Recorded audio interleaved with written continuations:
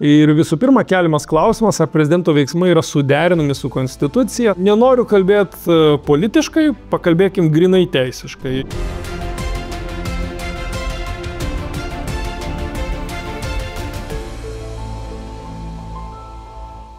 Labadiena, malonu sveikintis savaitės apžvalgoje. Šį sezoną savaitės apžvalgas šiek tiek tobulinsiu, kalbėsiu ne tik apie siūlomus Seime įstatymų projektus ir priimamus įstatymus, bet stengsiuosi ir apžvelgti pačius svarbiausius įvykius Lietuvos ar tarptautinius ir paliesti taip pat tą, tokias problematiką, galbūt iš kitokio pjūvio, ne politinių aspektų, politinės diskusijų jūs girdit per įvairias medijas, bandysiu visas tas politinės diskusijas įvilkti į teisės rūbą, tai yra pasakyti, o ką sako apie vieną ar kitą situaciją Lietuvos Respublikos įstatymai, konstitucija ir kiti teisės aktai. O pradėsiu šią savaitės apžvalgą nuo to, ką pats per tą 10 dienų nuo Seimo sesijos pradžios nuveikiau. Pristačiau jau keletą teisės aktų projektų. Pirmas tai yra privalomo lytiškumo ugdymo mokyklose, siūlau atsisakyti. Pamenate, kad iki šiol galioja taisyklė, kad visiems vaikams nuo tam tikro amžiaus yra privalomas lytiškumo ugdymas mokyklose. Mokyklos nesitarė šiuo metu su tėvais nei dėl to privalomo lytiškumo ugdymo atleidimo, neatleidimo arba turinio netgi. Anksčiau prieš tai galiojusi programa leisdavo tarti su tėvais ir buvo tariamasi ir buvo ta programa nukreipta į tokią šeimos ugdymo tikslą. Dabar lytiškumo ugdymas liko toks visiškai nuogas lytiškumo ugdymas, taip ir vadinasi, ne veltui. Ir tėvai neteko teisės net apsispręsti. Ne tik, kad turinį kontroliuoti arba žinot, kas ten vyksta, bet taip pat ir neteko teisės apsispręsti, ar vaikus leisti į šitas pamokas ar ne. Todėl siūlau dar kartą Seimui apsispręsti privalomo lytiškumo atsisakyti ugdymo mokyklose. Kitaip tariant, kad tėvai iki 16 metų auginantys vaikus, iki 16 metų galėtų apsispręsti, ar vaiką leisti į lytiškumo ugdymo pamokas ar ne. Juk akivaizdu, kad tai sako ir konstitucija, kad pasaulėžiūrinius dalykus sprendžia ir ugdo tėvai, arba ir tėvai turi pirmą žodį pasakyti apie savo vaiką, nuo kokio amžiaus, kas jiem yra tinkama, leistina. Galų gale tėvai geriausiai mato vaiko gebėjimus, vaiko tam tikrą ugdymo eigą, ar jis gali priimti tokius ar kitokius dalykus. Tai štai, netrukus, tikiuosi, bus Seime pristatytas jau oficialiai Seimo plenarinių posėdžių salėje šis projektas ir pakviesiu visus stebėti, kaip Seimo nariai balsuos už tai, ar tėvams leisti jų pasirinkimu nuspręsti dėl lytiškumo ugdymo, ar vis tik tai palikti prievartą ir kad visi absoliučiai vaikai, nepaisant ir tų tėvų, kurie nesutinka su tokiom pamokomis, būtų priversti vesti vaikus į šias pamokas. Antras paketas jau įstatymų projektų, tai yra aš pristačiau ginklų ir šaudmenų kontrolės įstatymo pakeitimus bei baudžiamojo kodekso pakeitimus. Turbūt svarbiausia, jeigu kalbėt apie ginklų ir šaudmenų kontrolės įstatymas, taip vadinamasis, matėte, kas vyko Lietuvoje, pastaruoju metu buvo, girdite ir stebite didžiulį susipriešinimą, kuris perauga į atvirą smurto kurstymą prieš asmenų grupės arba prieš atskirus asmenis. Ir, tiesiog norėdamas numalšinti šitas aistras ir bijodamas, kad nepasikartotų Lietuvoje tai, kas įvyko Jungtinėse Amerikos valstijose prieš garsų dešinės pakraipos visuomenininką Charlie Kirką, kuris buvo žiauriai nužudytas renginyje, viešame renginyje. 2 vaikų tėvas, tokia didžiulė užuojauta jam, didžiulė užuojauta jo šeimai, didžiulė užuojauta visai Amerikos visuomeniai, kuri turėjo stebėti, žinoti, girdėti ir pergyventi visą šį reikalą, žiaurų nužudymą. Šiuo atveju aš, norėdamas išvengti, kad tai nepasikartotų Lietuvoje, pateikiu ginklų ir šaudmenų kontrolės įstatymo pataisas, kuriomis siūlau griežtinti asmenų teisę įsigyti ir naudotis ginklais, jeigu jie yra padarę nusikaltimus, ypatingai smurtinius nusikaltimus, tiems asmenims ir tiems asmenims, kurie yra padarę teisės pažeidimus, apsvaigę nuo alkoholio ar psichotropinių medžiagų. Kad įsivaizduotumėte, apie ką kalbu, pateiksiu kelis pavyzdžius. Tarkim, šiuo metu asmuo padaręs tyčinį nusikaltimą, panaudodamas fizinį smurtą, panaudodamas grasinimus, ir jeigu baudžiamajame kodekse nustatyta bausmė neviršyje 3 metų, po 3 metų po bausmės atlikimo arba nuo atleidimo nuo bausmės atlikimo, po 3 metų toks asmuo turi teisę įsigyti ginklą ir tą ginklą naudoti.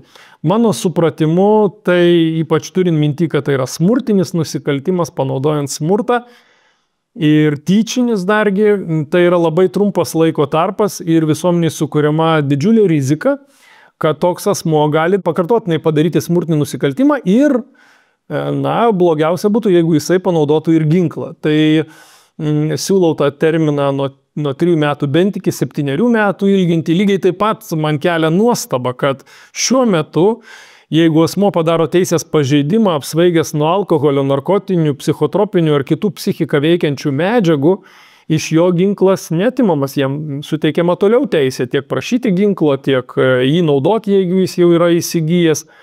Dėl to, kad tam, kad iš jo būtų atimtas arba jam būtų sustabdyta, neleista įsigyti naują ginklą, jeigu jis tokio neturėjo, jis turi padaryti pakartotinį nusikaltimą, vėlgi apsvaigęs nuo alkoholio, narkotinių ir psichotropinių medžiagų. Mano supratimu, užtenka vieno karto ir bent jau tais metais asmuo turėtų jam būti pamoka ir iš jo turėtų būti atimta ta teisė, po metų eina bendra tvarka ir vėl prašo, kad būtų leista jam valdyti ginklą. Tai štai ginklų šaudmenų kontrolės įstatymo pataisos, čia tik tai pavyzdžius kelis pateikiau, ir taip pat noriu pateikti ir baudžiamojo kodekso įstatymo pataisas. Teikiu ir noriu, kad jos būtų svarstomos Seime. Vėlgi, jūs jau žinot ir atsimenat, kad baudžiamoji atsakomybė yra nustatyta baudžiamajame kodekse už viešą neapykantos ir smurto kurstymą prieš asmenų grupę.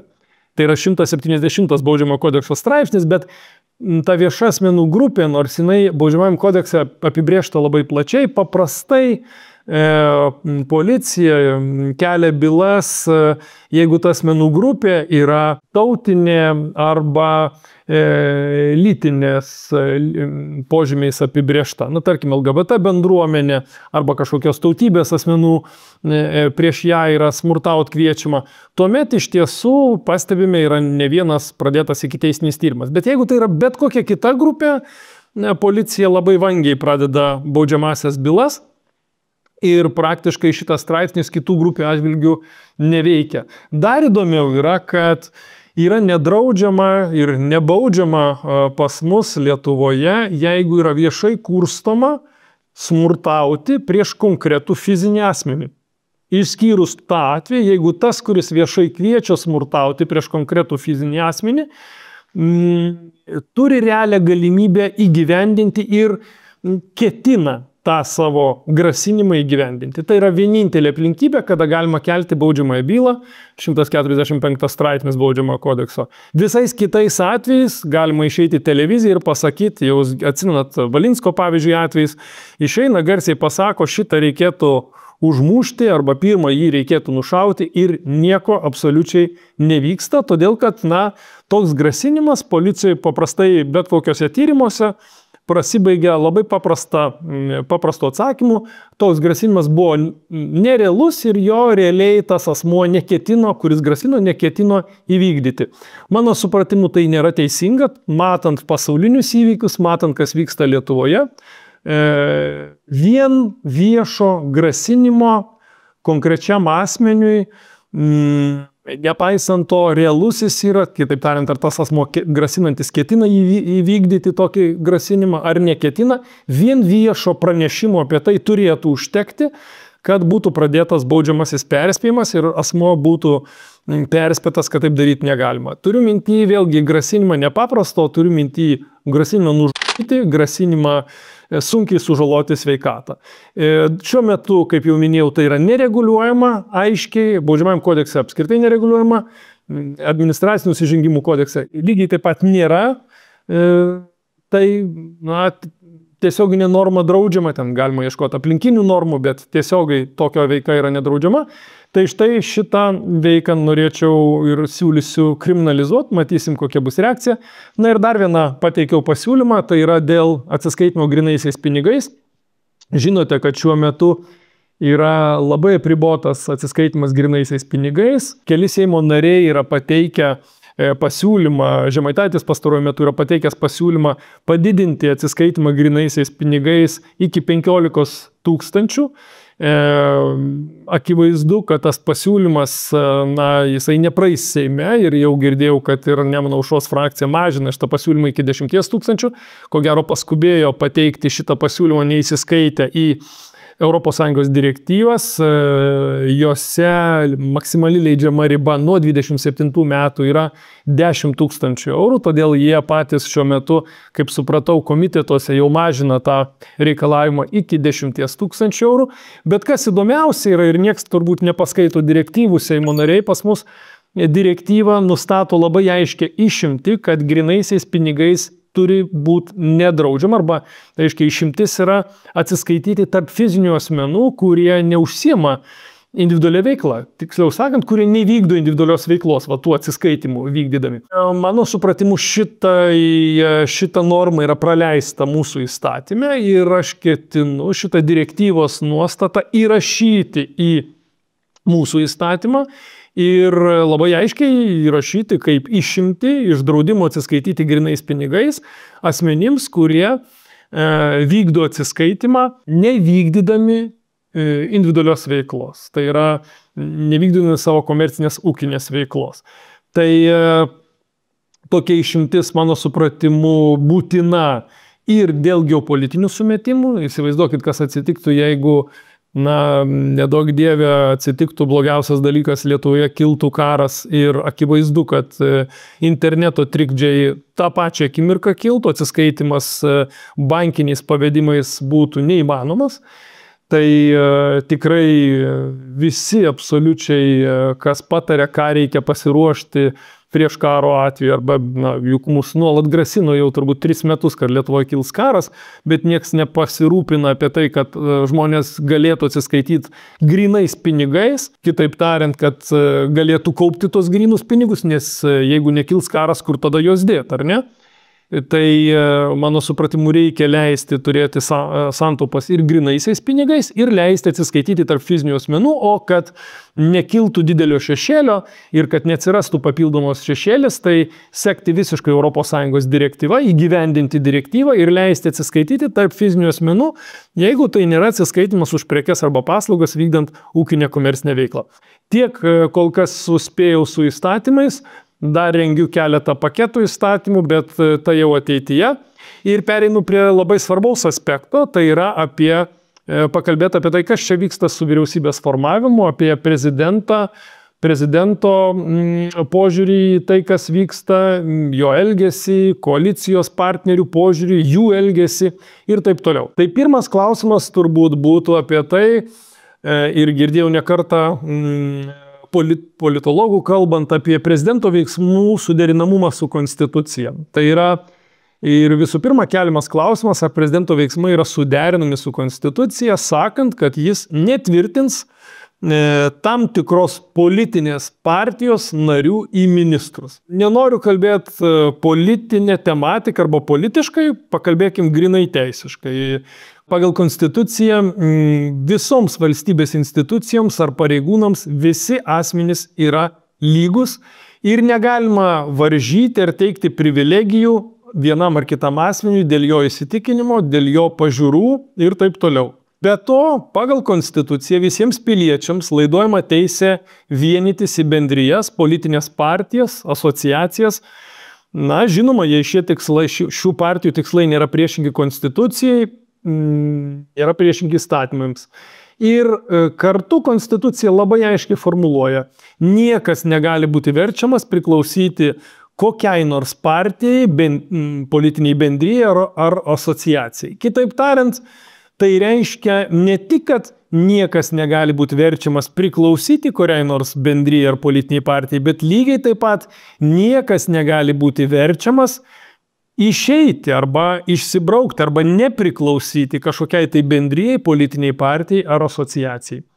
Ir čia yra esminiai žmogaus teisių principai konstitucijos, net neverta lysti į gilį ir, kaip sakant, nerti į konstitucinę jurisprudenciją. Yra akivaizdu, kad bet koks nelygiateisiškumas vertinant asmenį dėl to, kad jisai priklauso politiniai kažkokiai tai partijai ar dėl jo įsitikinimų, akivaizdu, kad nėra suderinamas su konstitucija.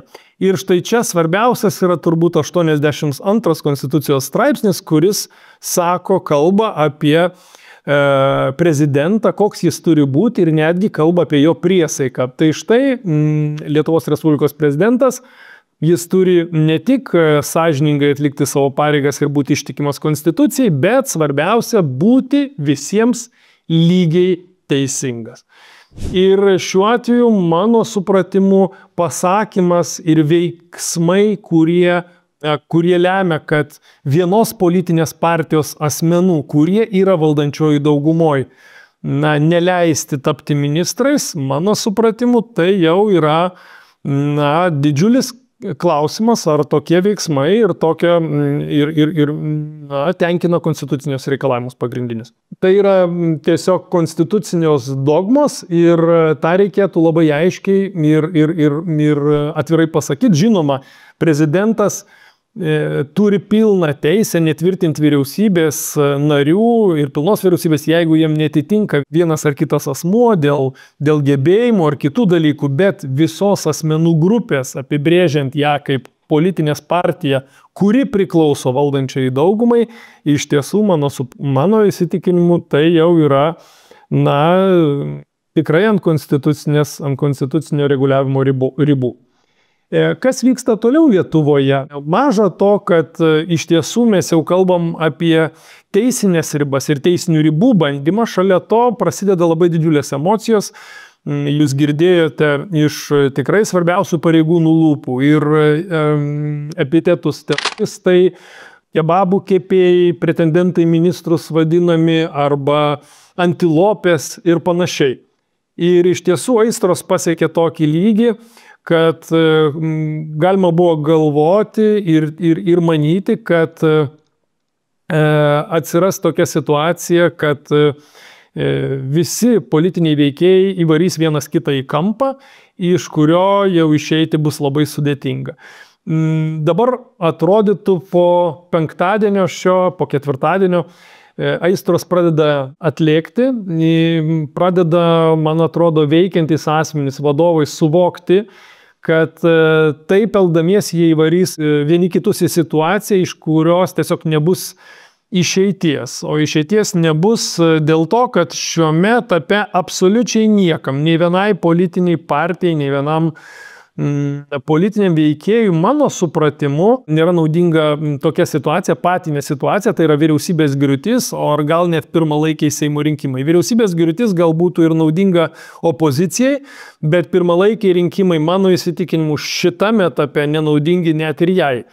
Todėl mano įsitikinimu dabar bus bandoma šiek tiek raminti aistras ir pradėti kalbėtis argumentais, kalbėtis iš tiesų, ko vienas ar kitas, kokie kriterijai turi būti keliami ministrams. Mano giliausiu įsitikinimu ministrams kriterijai yra tiek sužeminti, kad tai tų laikų, tai yra paskutinis dešimtmetis 20 amžiaus mūsų ministrai, 21 amžiaus pirmasis dešimtmetis, ten buvo ministrai, tai buvo politikai, tai buvo politikos formuotojai tam tikros srities, turintys didžiulę patirtį, rodantis kryptį, kaip turėtų veikti tas sritis, ką jie nori atnešti į tą sritį, ne tik klausydami politinės partijos, kuri juos delegavo, bet ir patys atnešdami naujienų, strateguodami.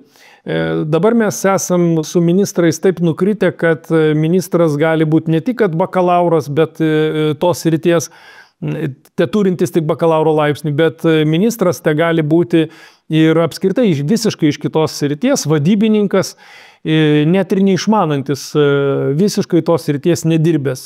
Suprantu, kad vadybininkas ir neišmanantis tos srities, ne iš tos srities, turi vieną pliusą, jisai nesusijęs su tais asmenimis, neturi interesų pakreipti, padėti vienam ar kitam asmeniui veikiančiam tam srity, bet yra labai didžiulė rizika viena, net ne rizika, o akivaizdu, kad toks asmuo turės gerą pusmetį mokytis, siekdamas suprasti sritį, kurioje yra, siekdamas suprasti ryšius, kurie yra nusistovėję, siekdamas suprasti tarp institucinį bendradarbiavimą toje srityje.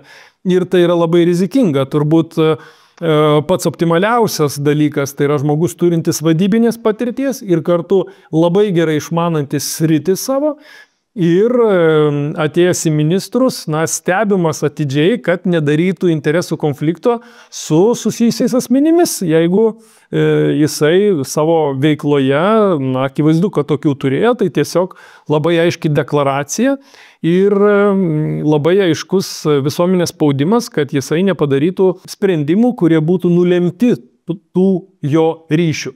Tai štai tokie turėtų būti ministrai, bet deja dabar ministrams reikalavimai yra iš tiesų ypatingai sužeminti ir staiga iškeliamas dar vienas papildomas reikalavimas, kad apskritai asmuo neturi priklausyti kažkokiai tai politiniai partijai, kuri beje neturi net įtarimų jokių paskleistų. Iš tiesų stebina tas požiūris, požiūrio kaita, bet stebina dar ir kitas dalykas, stebina ramybė visų valdančiosios sprendimų priėmėjų pagrindinių šiuo metu valdančiosios koalicijos, prezidento, visų žaidėjų šitoje srityje.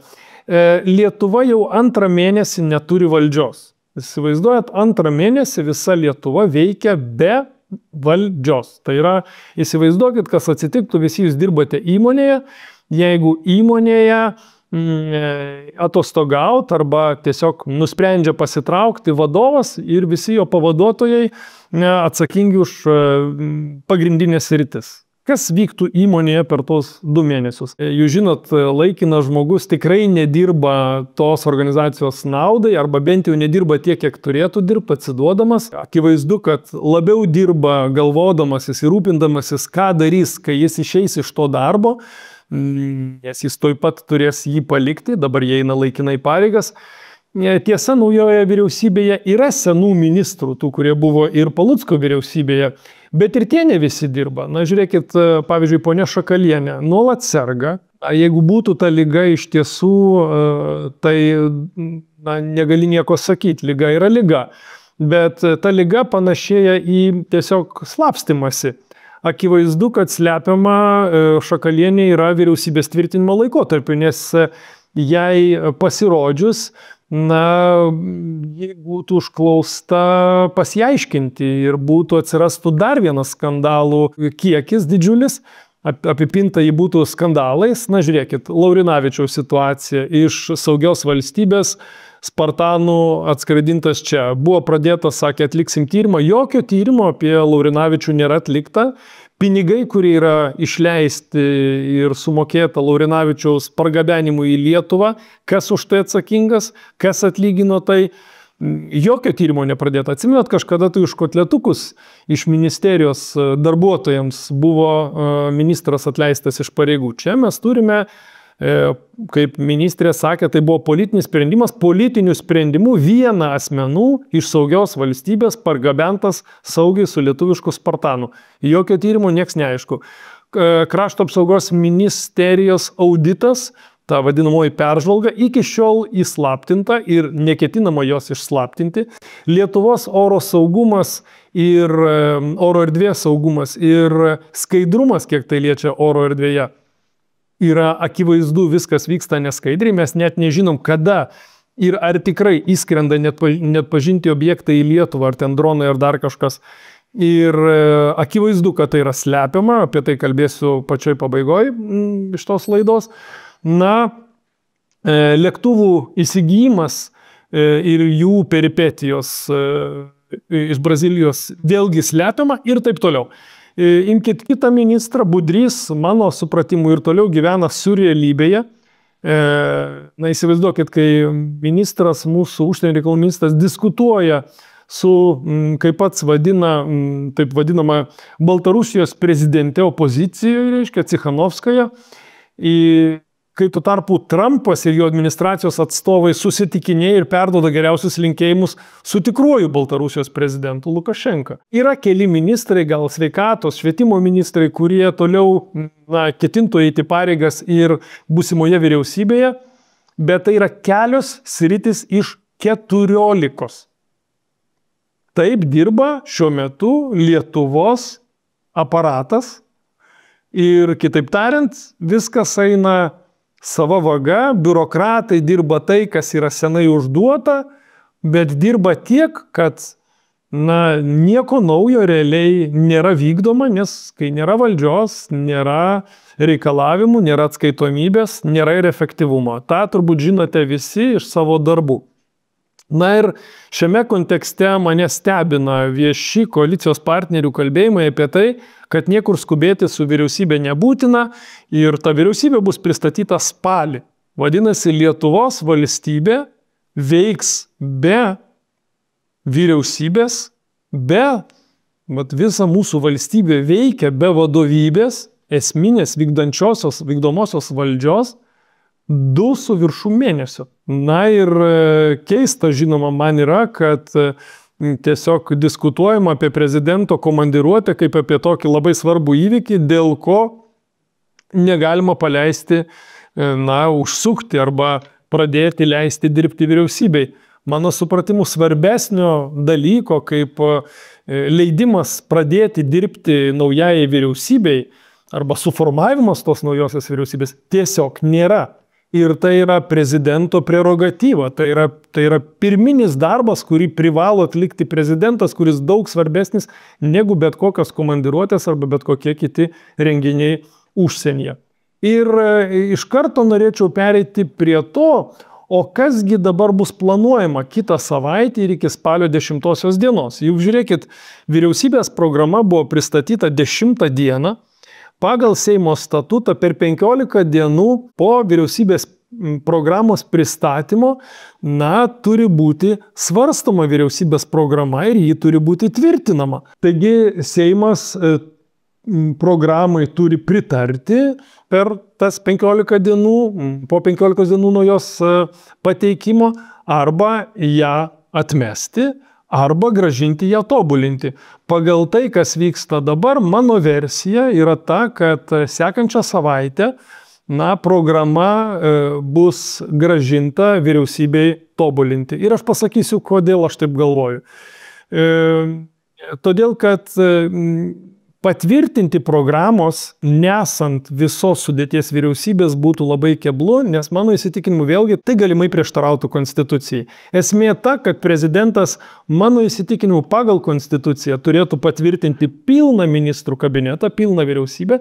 Ta pilna vyriausybė privalo teikti programą ir tai pilnai programai su pilnu kabinetu ministrų privalo patvirtinti arba atmesti Seimas. Tokia yra normali eiga. Nepilnos sudėties vyriausybė, mano įsitikinimu, gali prieštarauti konstitucijai, juolab, kad pati vyriausybės programa ir yra tas dokumentas, kurią sukuria ta naujoji vyriausybė, kurią atliepia, ar tie ministrai konkretus galės įgyvendinti tą konkrečią programą. Todėl logiška yra manyti, nors politikai tai dar kol kas to nesako, kad sekančią savaitę šita vyriausybės programa bus gražinta, Seimas grąžins ją tobulinti vyriausybei, nes ir pats pateikimas dėmesio, vėl atkreipiu dėmesį, pats pateikimas yra abejotinas, nes vėlgi vyriausybės programą pateikti su nepilnos sudėties ministrų kabinetu klausimas, ar tai yra konstituciška. Kažkada tai jau yra buvę, Grybauskaitė yra nepatvirtinus, dabar nepamenu, vieno ar kelių ministrų ir teikė vyriausybės programą tvirtinti Seimui, bet tuo metu opozicija nesugebėjo konsoliduotis ir nesugebėjo surašyti kreipimosi į Konstitucinį teismą. Dabar jau yra surašytas kreipimasis į Konstitucinį teismą. Palucko vyriausybė, kai buvo sudaroma, buvo lygiai tokia pati situacija. Kitaip tariant, ką noriu pasakyti, šitoj kadencijoje tai jau antras kartas, kai tampa sudėtinga sukurti vyriausybę, suburti vyriausybę, sudaryti ją pilną iki reikiamo termino, bet situacija ten buvo kiek kitokia, kad tvirtinant pačią programą jau sėdėjo pilnas ministrų kabinetas. Kitaip tariant, prezidentas kelis ministrus iki pat delsė pateikti, bet prieš pat tvirtinant programą jau pateikė kelis ministrus ir programa buvo patvirtinta jau su pilna vyriausybė. Dabargi mes net ir pilnos vyriausybės neturim sekančią savaitę tvirtinimui, tą pasakė akivaizdžiai koalicijos partneriai ir prezidentas išvyksta į komandiruotę, vadinasi, kitą savaitę mes vyriausybės neturim, o kitą savaitę jau reikia tvirtinti programą. Vadinasi, mano išvada, kitą savaitę greičiausiai programa bus grąžinta tobulinti vyriausybei. Ir tokiu būdu pratęstas vyriausybės formavimas iki spalio pradžios. Neisiu tolyn į teisės aktus, tiesiog tai pagrindžia apie tai, ką kalbėjau, man kelia didžiausias abejonės ir apskritai nuostaba, kad vyriausybės formavimas nėra mūsų pagrindinių politikų prioritetas. Ir toks įspūdis, kad vyriausybės formavimas paskęsta emocijose, paskęsta epitetuose, vietoje to, kad susikoncentruoti, ir tai yra pagrindinis dalykas, kurį privalo išspręsti dabartinė valdančioji dauguma kartu su prezidentu, susėdę, su ministrė pirmininkė ir kuo greičiau sudaryti kabinetą, nes nesuvokiu, tiesą pasakius, ir neįsivaizduoju jokios įmonės, kurioje akcininkai, mes kaip visuomenė arba Seimas leistų 2 mėnesius per metus tiesiog neturėti vadovybės. Nei vadovo pagrindinio neturėti, dabar vadovą lyg mes ir turim, bet nėra programos veiklos, bet jis neturi pavaduotojų, tai yra vykdančiųjų asmenų, turi laikinus, kurie akivaizdu, kad tos programos neturėdami neveikia ir laikinumas, žinot, ką reiškia. Laikinumas reiškia, kad nedarau to, ką turėčiau daryti, darau tai, kas man yra svarbu ir naudinga. Tai ir perinu prie trečio, tada paskutinio klausimo, kurį norėjau aptarti šiandien, tai yra apie patį darbą Seime. Tai darbas Seime vyksta atsižvelgiant į tai, apie ką aš tik kalbėjau. Nėra iš vyriausybės pasiūlymų rimtų projektų pagal programą. Yra tik tai, užbaigėme mes ir priimame tuos teisės aktus, kurie jau buvo pasiūlyti ir apsvarstyti pavasarį, bet nespėta jų pavasarį priimti. Bet jie visi yra daugiau techninio pobūdžio, kitaip tariant, ministrai, jeigu jie siūlo kažkokius tai teisės aktus, tai yra tik tai tokie, kurie jau buvo parengti pavasarį, bet nespėta jų pristatyti ir dabar prieš išeidami iš savo pareigų tiesiog siūlo pakelt algas savo institucijų, pavaldžių institucijų vadovam, tarkim, ar pakeisti pavadinimus, ar kažkokią tai pakeisti registrų tvarką ir dar tokius grinai techninius dalykus, kurie turėjo būti padaryti, bet vis rankos neprieidavo. Tai dabar prie tų techninių dalykų atrodo suranda laiką ir tie laikiniai ministrai. Todėl ir tokių labai rimtų teisės aktų, apie kuriuos reikėtų kalbėti, iš tiesų nėra labai daug.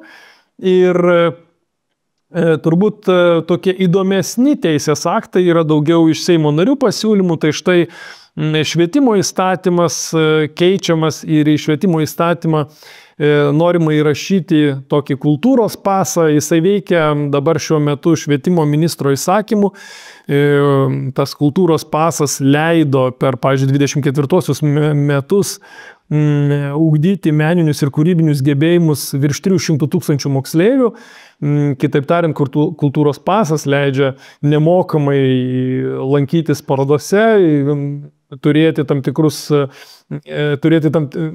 galėti patirti išlaidas tam tikrose srityse, tam tikiem asmenim, būtent kultūros srityje.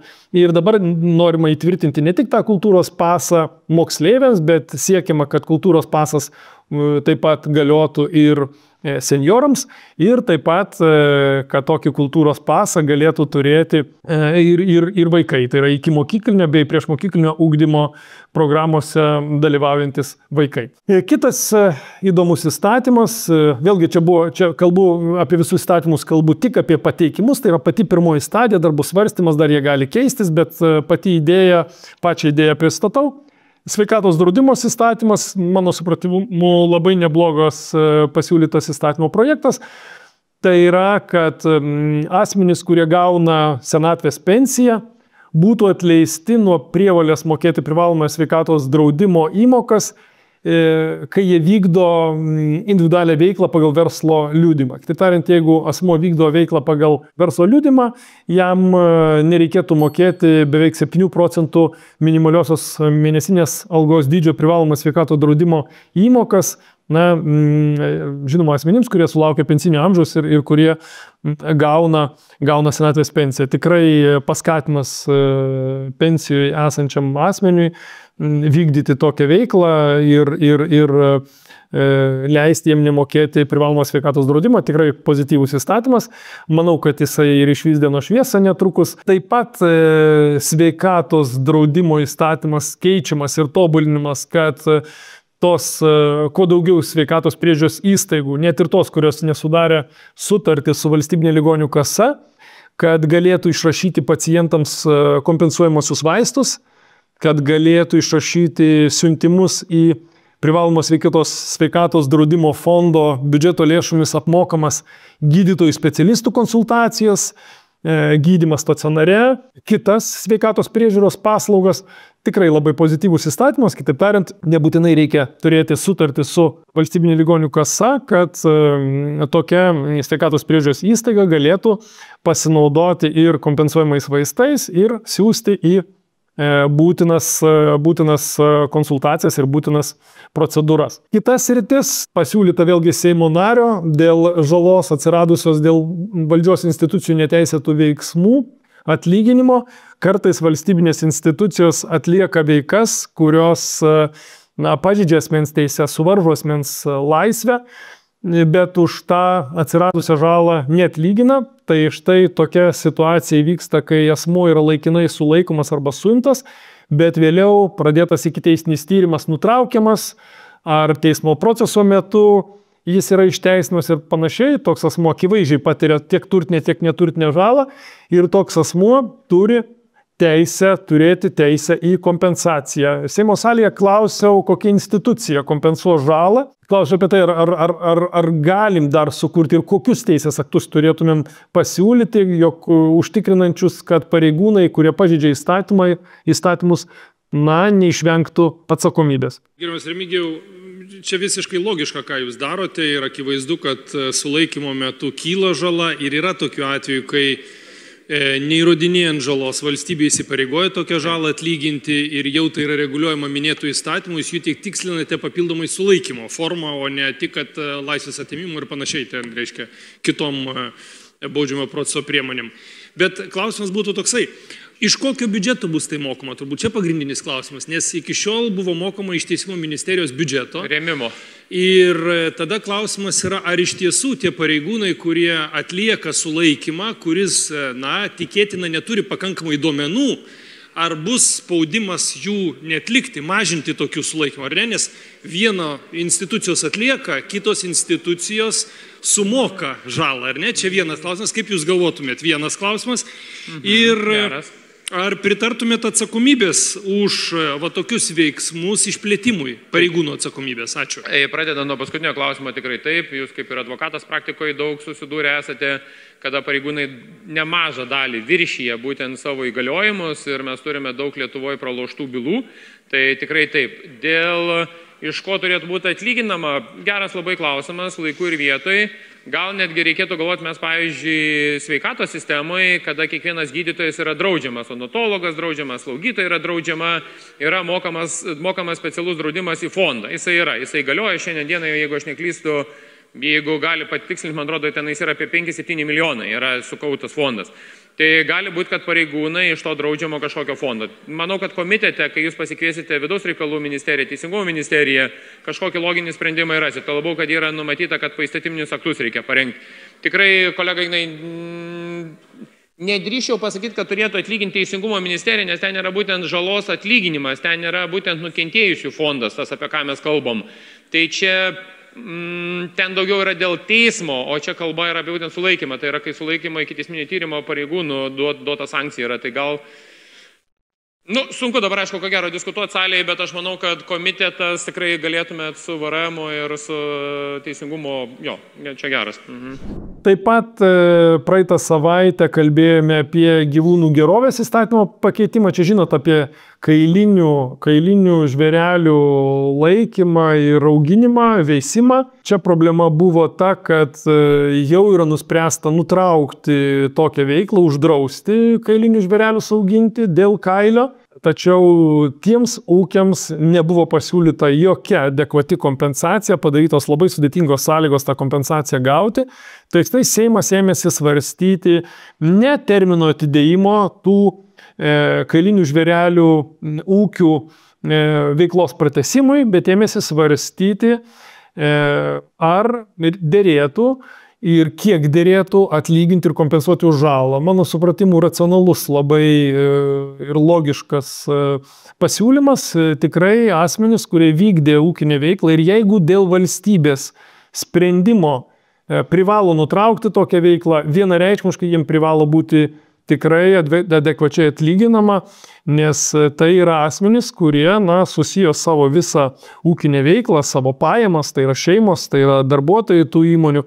Tai ėmėsi Seimas svarstyti, matysim, kaip vyks toliau, pranešiu apie tai. Kitas sritis, tai yra, vėlgi grįžtų prie teisės srities, vadovaudamas ES reikalavimais ir dokumentais, Teisingumo ministerija, pristatė Teisingumo ministerijos sekretorius, pasiūlė pataisas, pagal kurias būtų apribojami tie vadinamieji slap ieškiniai. Jeigu kas negirdėjot, kas yra tas slap ieškinys, tai yra ieškinys, kuriuo realiai piktnaudžiaujama savo procesinėmis teisėmis, siekiant pakenkti atsakovo vykdomai veiklai.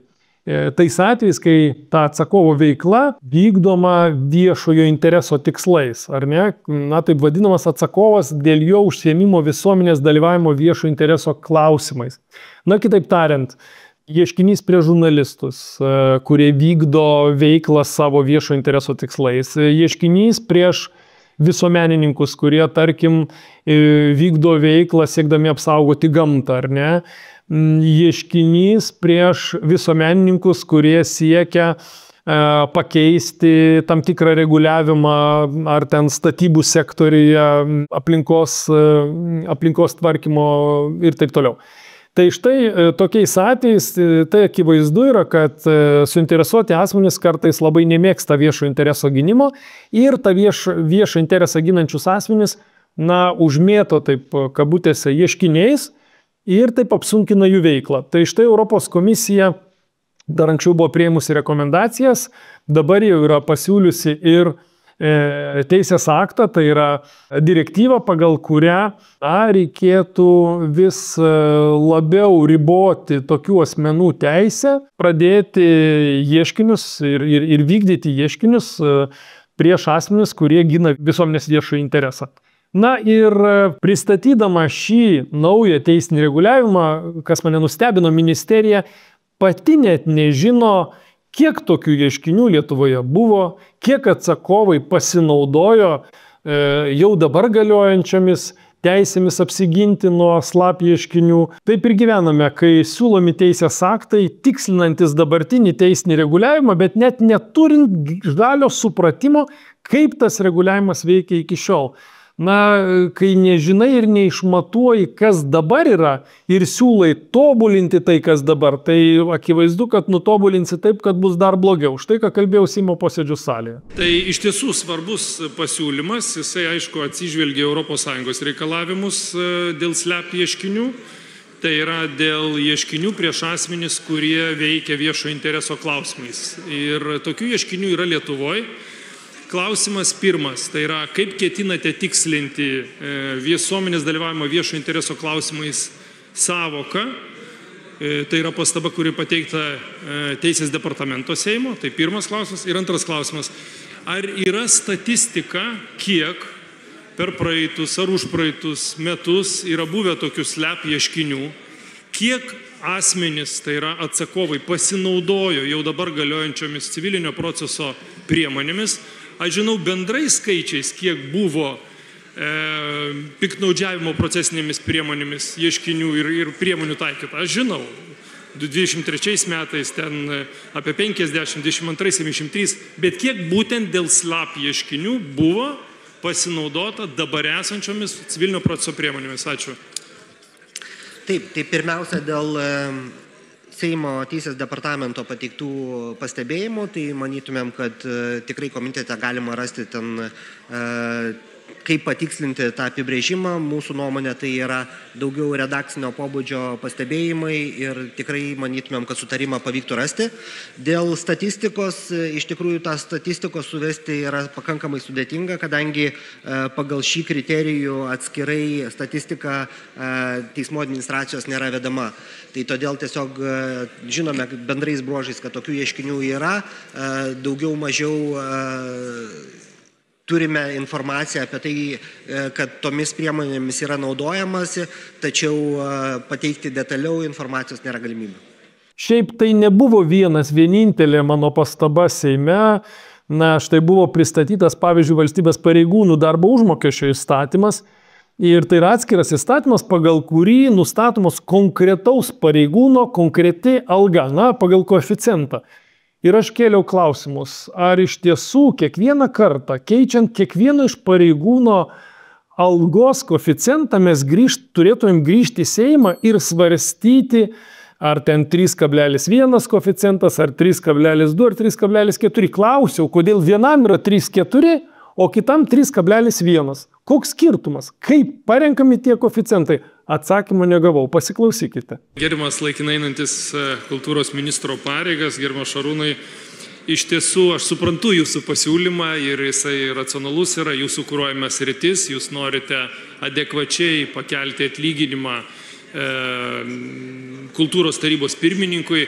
Tačiau yra vienas klausimas, turbūt tas pats, jis panašus labai, kaip aidas kartojasi turbūt visų mūsų lūpose, bet aš bandysiu jį labiau struktūruoti. Tai yra, žiūrėkit, šiame įstatymo projekte mokslo tarybos pirmininkui 3,4, kultūros tarybos pirmininkui siūlo 3,1. O kodėl ne 3,4? Mano pagrindinis klausimas, kokiais kriterijais minėtame įstatyme apskritai nustatomi atlyginimai? Kiekvienas ministras ateina ir savo sritį bandys pakelti tiek ar kitiek. Kodėl nustatomos, pavyzdžiui, dabar mes kalbame tik apie kultūros tarybos pirmininką, o va dabar tik kalbėjo nacionalinės sveikatos tarybos pirmininkas, jis čia nenumatytas, jo alga yra žemesnė. Aš šitą savo pasisakymą orientuoju į gerbiamą Algirdui Sysui, biudžeto ir finansų komiteto pirmininkui. Iš tiesų, šitą įstatymą reikėtų koreguoti labai aiškiai nustatant kriterijus, kada, kaip ir kas turėtų gauti kokią algą. Ačiū. Ačiū labai už klausimą. Aš tik tai pridėsiu tokį dalyką, kad šiam pakeitimui įgyvendinti papildomos lėšos bus naudojamos iš Lietuvos kultūros tarybai skirto darbo užmokesčio fondo. Todėl papildomų lėšų nereikės, tai yra. Todėl aš plačiau negaliu nei komentuoti, nei kažko tai. O visai pabaigai, praeitame posėdėje, ketvirtadienio posėdėje, generalinė prokurorė Nida Grunskienė pranešė apie prašymą panaikinti teisinę neliečiamybę Seimo nariui Eugenijui Sabučiui, Seimo nariui Tomui Martinaičiui. Abu šie Seimo nariai taip, mano supratimu, labai oriai atėjo ir atsisakė teisinės neliečiamybės patys, Seime nereikėjo balsavimo, džiaugiausi, plojau tokiam Seimo nariams, taip ir turėtų būti, žinoma, tais atvejais, kai tai nėra politinis persekiojimas, bet kai iš tiesų tai yra ekonominiai dalykai ir dėl tų ekonominių galimų nusikaltimų Seimo nariai turi gintis lygiai taip pat, kaip ir bet kuris Lietuvos Respublikos pilietis, bet turėjo būti 3 Seimo nariai, o buvo tik 2. Sauliaus Bucevičiaus Nida Grunskienė neprašė atimti teisinės neliečiamybės dėl to, kad Seimo narys Saulius Bucevičius tuo metu buvo komandiruotėje ir ko gero tai bus sekančiame posėdėje keliamas šis klausimas. Tai matysime, ar Saulius Bucevičius pasielgs lygiai taip pat kaip ir 2 socialdemokratai iki tol, ar Nemuno aušros Seimo narys vis tik tai prašys balsavimo Seime. Tai pamatysim kitą savaitę, o visai pabaigai norėjau pagirti tikrai pakankamai greitą reakciją Krašto apsaugos ministerijos ir Susisiekimo ministerijos. Jie reaguoja į oro erdvės pažeidimo grėsmes, siūlo įstatymų pakeitimus, kad įskridus dronams ar kitiems objektams galėtų greitai reaguoti, patraukti iš tos oro erdvės visus kitus civilius orlaivius ir taip toliau, ir kad galėtų juos greitai numušti, sunaikinti tuos objektus mūsų krašto apsaugos atitinkamai daliniai. Bet įdomiausia, kas buvo, aš pasinaudodamas progą paklausti krašto apsaugos viceministro, ministrės, kaip jau sakiau, laidos pradžioje ministrės serga iki šiol, klausiau, ar buvo įskridę dronai į Lietuvą per Zapad pratybas. Ir įdomiausias buvo atsakymas, kad taip, neatpažįstami objektai, nepažinti objektai Lietuvoje buvo, bet ar kirto sieną ir ar pažeidė Lietuvos erdvę, sakė, nežino. Tai naudodamasis progą, kadangi nėra laikinai einančios pareigas Šakalienės, tai noriu paklausti jūsų, ar yra kokių nors naujų duomenų gauta apie tai, ar Zapad pratybų metu į Lietuvą buvo įskridę kokie nors svetimi objektai, ar ministerijoje turite tokių duomenų, tai pirmas klausimas. Ir antras klausimas susijęs su tuo, ką teikėte, tai yra oro policijos misiją atliekantis NATO naikintuvai. Šiuo metu tai yra ispanai kartu su vengrais. Dėkojame jiems, kad jie saugo mūsų erdvę. Klausimas susijęs su tuo, ar jie turi teisę pagal šitas teikiamas pataisas, ar turėtų teisę sunaikinti minėtus skraidančius objektus, kurie pažeidžia Lietuvos oro erdvę. Tai yra pirmas klausimas. Ir tada antras klausimas. O jeigu vis tik tai būtų agresija, jeigu jūs atsakytumėt, kad pirmoji klausimų ne, o jeigu būtų vis tik tai agresija, ar NATO naikintuvai vykdantis oro policijos misiją turi teisę, jiem yra suteikti įgaliojimai sunaikinti minėtus taikinius? Ačiū. Ačiū labai už klausimus.